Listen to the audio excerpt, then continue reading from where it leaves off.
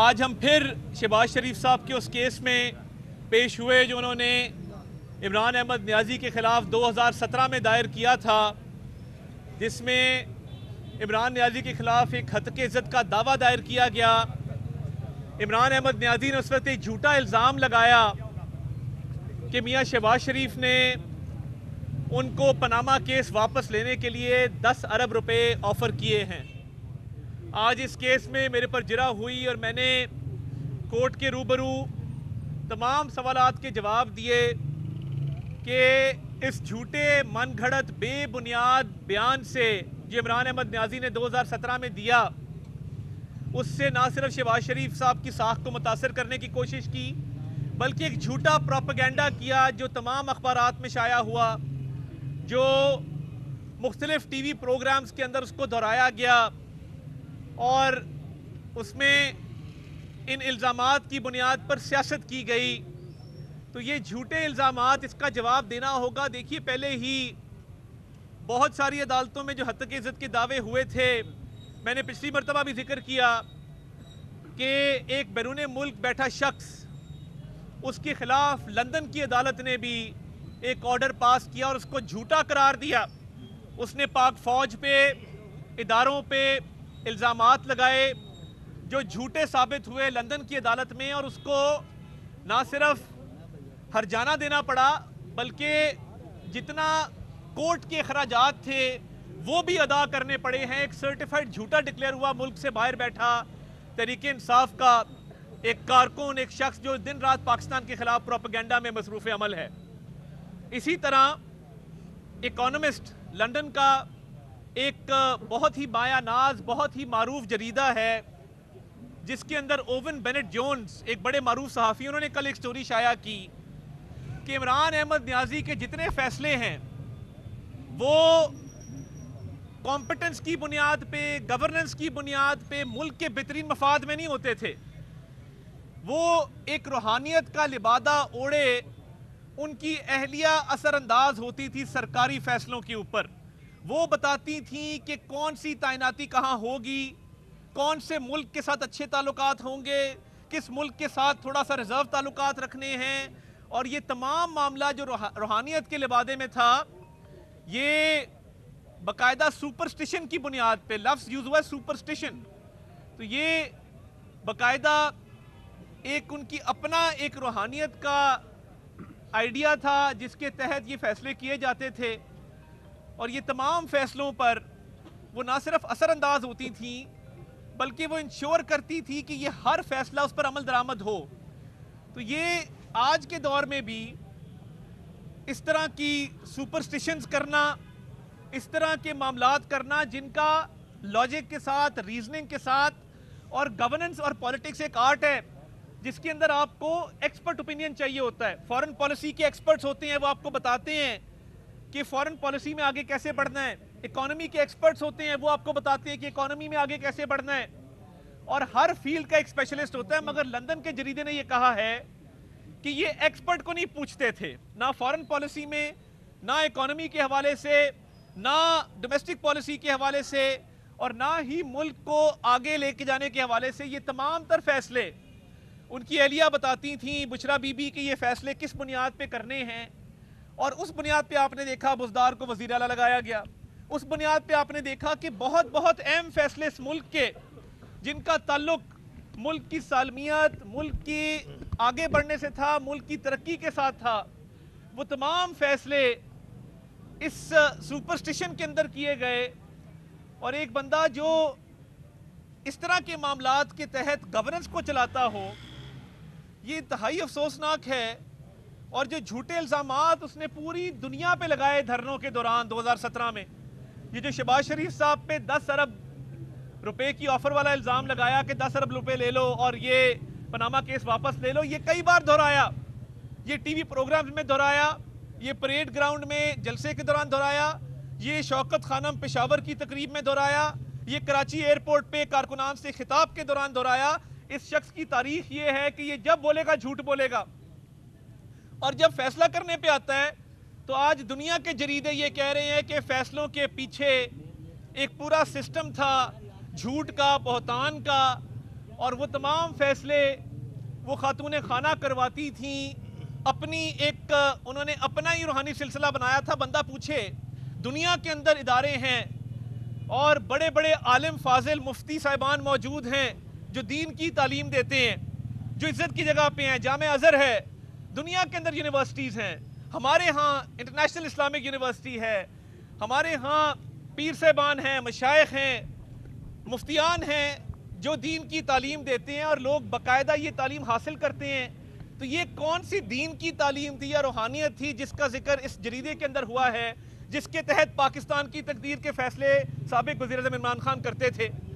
اور ان کی سیاست جھوٹ, منافقت اور الزام تراشی کے علاوہ کچھ نہیں ہے.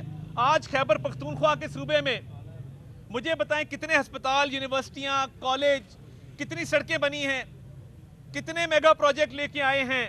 تصویر صاف کر لو, چپل کا ناپ دے دو, وکٹری کا نشان بنا دو, 4 نعرے لگا لو. وانا کے اندر جو ایک ہیروئک آپریشن ہوا, یہ اے پی ایس سے 10 گنا زیادہ بڑا سانحہ خدا نہ خواستہ ہو سکتا تھا.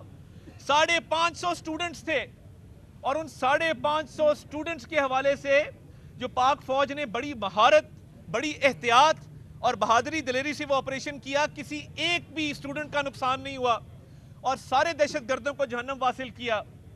میں سمجھتا ہوں ہماری پاک فوج, ہماری فورسز خراج تحسین کے لائق ہیں, جنہوں نے پہلے جعفر ایکسپریس کی کنسپیریسی جو ہے اس کو فیل کیا اور اس کے بعد اب یہ وانا کیڈٹ کالج کے حوالے سے ایک مہارت کے ساتھ آپریشن کر کے 550 سٹوڈنٹس کی جانیں بچائی گئیں.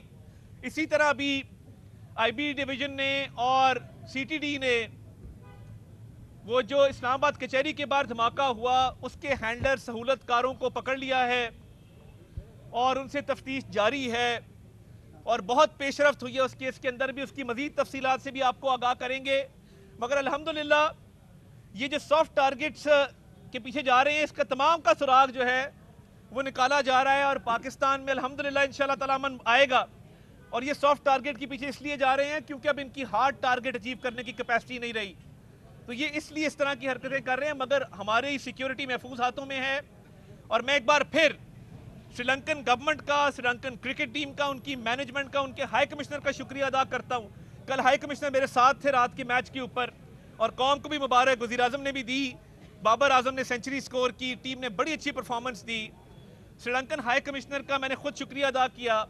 اس میں ڈپلومیٹک چینلز بھی استعمال ہوئے اور میں سمجھتا ہوں کہ جس طریقے سے وزیر اعظم نے رول پلے کیا, محسن نقوی صاحب اس پر لگے رہے, ہائی کمشنر سے ملاقاتیں کی, فیلڈ مارشل سید عاصم منیر نے ان کے ہاں بات کی, ان کے جو ڈیفنس فورسز کے ہیڈ ہیں ان سے. تو یہ ایک ٹیم ورک کے تحت کرکٹ اس ملک کے اندر الحمدللہ جاری و ساری ہے اور محفوظ طریقے سے جاری رہے گا. ہم اس موقع پہ زمبابوے کی کرکٹ ٹیم جو پاکستان میں ٹرائی اینگولر سیریز کھیلنے آئی ہے ان کا بھی شکریہ ادا کرتے ہیں اور انشاءاللہ پاکستان میں کرکٹ جاری رہے گا, عوام کو اچھی کرکٹ دیکھنے کو ملے گی اور پاکستان انشاءاللہ تعالی پاکستان کا ہر شہری محفوظ رہے گا. کے دور میں جو ججز کو لگایا گیا تھا آج انہی ججز کو جو ہے ٹرانسفر کرنے کی باتیں کی جا رہی ہے, لسٹیں مرتب کر دی گئی ہیں, یہ کب تک چلے گا؟ تیرا جج, میرا جج, اس کا جج, اس کا جج. دیکھیے ایک تو مناسب نہیں ہے کہ آئینی ترمیم کے اوپر ہم اس طرح کا کامنٹ پاس کریں. یہ آئینی ترمیم کے تحت ایک پراپر پروسیجرز ہیں اور پراپر اس کا قانون کا اور ضابطہ جو ہے وہ باقاعدہ طور پہ بنایا گیا ہے. تو کوئی کسی کی پسند ناپسند پہ یہ فیصلے نہیں ہوتے, یہ فیصلے آئین اور قانون کے مطابق ہوتے ہیں اور پارلیمان اس ملک کا ایک بالادست ادارہ ہے جس کو قانون سازی کا بھی حق حاصل ہے اور آئینی ترمیم کا بھی حق حاصل ہے. انہوں نے ایک میرٹ بیس سسٹم بنایا ہے اس ملک کے اندر, سیپریشن آف پاورز کو دیکھتے ہوئے, جوڈیشری کے رول کو دیکھتے ہوئے, پارلیمان کے رول کو دیکھتے ہوئے. تو یہ ایسی کوئی بات نہیں ہے اور جو بھی تقرریاں ہو رہی ہیں وہ لیگل کمپٹنس پہ, وہ آبجیکٹیوٹی پہ اور مکمل طور پہ وہ میرٹ کے اوپر ہوں گی. کسی کی ذاتی ناپسند کا یہ معاملہ قطعاً نہیں ہوگا. بتائیے گا کہ بیرون ملک کچھ خاص بیٹھ کے یہ سوشل میڈیا پہ پروپیگنڈا کر رہے ہیں کہ فرد واحد کے لیے 27ویں ترمیم کی گئی, اس پہ آپ کا کیا موقع؟ دیکھیے میں سمجھتا ہوں کہ یہ جنگ جیتنے کے بعد اور اللہ تعالیٰ نے پاکستان کو جو عزت دی پوری دنیا میں, پاکستان کو لوگ اب سلام کرتے ہیں, پاکستانی پاسپورٹ کو عزت دیتے ہیں, پاکستانی شہریوں کو عزت مل رہی ہے. ایک جنگ ہم جیتے ہیں تو وہ اس پہ تنقید کون کرتا ہے؟ تحریک انصاف کرتی ہے یا انڈیا اور افغانستان کرتے ہیں؟ تو سوشل میڈیا پہ کئی دفعہ ان کا بیانیہ ایک ہو جاتا ہے. تو یہ میں سمجھتا ہوں کہ ملک سے باہر بیٹھے جو لوگ ہیں انہیں میں دعوت دیتا ہوں یہاں پہ سوشل میڈیا کانفرنس کریں پاکستان میں آ کے, یہاں پہ آ کے بات کریں ان چیزوں پہ. باقی بھی ان کے رہنما یہیں پہ ہیں نا, ان کی سارے رہنما یہاں پہ بات کرتے ہیں. علی محمد خان اسمبلی میں تقریر کرتے ہیں, بیرسٹر گوہر یہاں پہ تقریر کرتے ہیں. تو یہ باہر بیٹھ کے باتیں کر دینا فلاں کے لیے ڈمکاں کے لیے, میں سمجھتا ہوں کہ یہ صرف پروپیگنڈا ہے. اور یہ آئیں ملک کے اندر, میں ان کو دعوت دیتا ہوں ان کی سوشل میڈیا کانفرنس کراتے ہیں یہاں پہ آ کے ان خیالات کا اظہار یہاں پاکستان میں کریں. طارق صاحب 27ویں ترمیم کے حوالے سے ایک تنقید یہ کی جا رہی ہے کہ بڑی عجلت میں ترمیم پاس کی گئی. آئین پاکستان میں ترامیم کی جا رہی تھی, پورا اس کا پروسیس اڈاپٹ نہیں کیا گیا. اور دوسری بات یہ کہ اس ترامیم کے سلسلے میں عوام کے لیے کیا ہے؟